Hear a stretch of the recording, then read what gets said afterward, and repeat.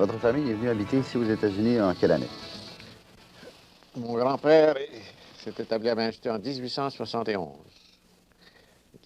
Avec sa famille, plusieurs enfants. De 7, je crois. Mon père, à ce moment-là, avait 14 ans. Ça faisait partie d'une des vagues, ça, Oui, ah d'immigration? oui, c'est Il y a eu sûr. plusieurs Ah vagues, oui, je pense, hein. il y avait des mouvements comme ça. Il y avait des familles qui étaient venues s'établir, puis après ça, on écrivait au Canada, puis on leur disait qu'on avait trouvé de l'ouvrage, puis tout allait bien. Et j'imagine que mes parents ils étaient pauvres, très pauvres. Mon père l'a souvent admis. Et puis, ils s'en venaient ici pour trouver du pain. Est-ce qu'en 1891, c'était une période particulièrement difficile au Canada? Est-ce que vous êtes au courant Ben, de ça? c'était à peu près à ce moment-là.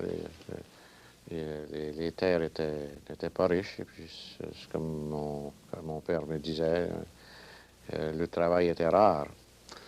Alors, mon père est arrivé ici, puis à 14 ans, il est entré aux filatures. Vous avez vu les filatures, le cordon de bâtisses en briques là, le long de la rivière, là. Ça n'était pas tout construit, ça. C'est venu après. Mon père me disait qu'il travaillait à partir de 6 heures du matin jusqu'à 7 heures le soir pour 50 sous par semaine. Je me rappelle, mon père me disait que le dimanche, il attendait que sa mère revienne de la messe pour mettre ses chaussures pour venir à la messe. C'était pas riche, hein. Monseigneur, on retourne là, au début, ici, quand votre famille est arrivée. On arrivait par train? Absolument. Il y avait ce moyen de locomotion, vous savez. J'imagine un père qui arrive avec sa femme et ses enfants. Qu'est-ce qu'il pouvait faire? Qu'est-ce qu'il faisait immédiatement en arrivant là? D'ailleurs, vous savit, ça s'est fait par enchaînement, ça. Une famille arrivait, puis les parents écrivaient, puis les autres arrivaient, alors ils les accueillaient, vous savez. Ils arrivaient.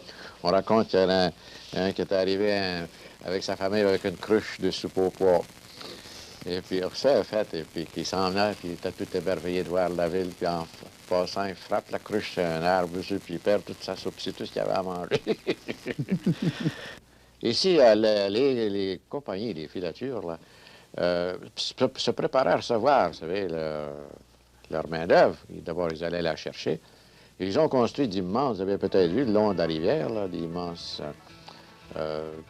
séries de maisons en briques rouges avec des cheminées. Puis, ce sont les plus confortables. Celles-là, elles ont été faites plus après. Mais les premières, là, c'était des affaires en bois, vous savez, on entassait le monde là. C'était comme des taudis, vous savez. Il n'y avait pas de règlement d'hygiène, rien.